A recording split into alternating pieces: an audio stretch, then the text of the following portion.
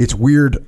Were you thinking, because the first gigs that you did was teaching FTX, which is like our field training exercise, which is, JP and I have talked about this where I'm like, hey JP, people don't need to really like know how to clear a room. It's funny. Almost the human instincts that you have of how you would clear a room are good enough to do the FTXs. Sure. It's not about teaching people how, the tactics of combat.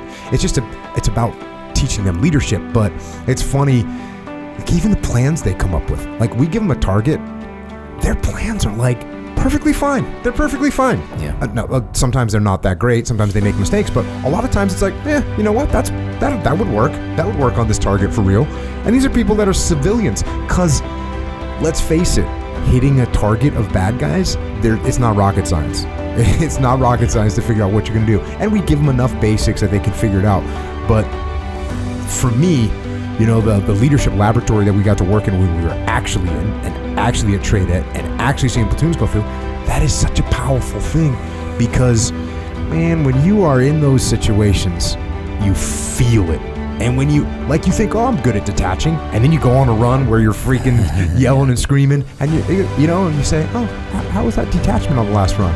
As you were yelling and screaming at everybody and shooting your weapon a bunch, and no one took charge of anything. So obvious when you actually experience it, and you learn that lesson so much more thoroughly when you actually experience it. It's freaking awesome to watch.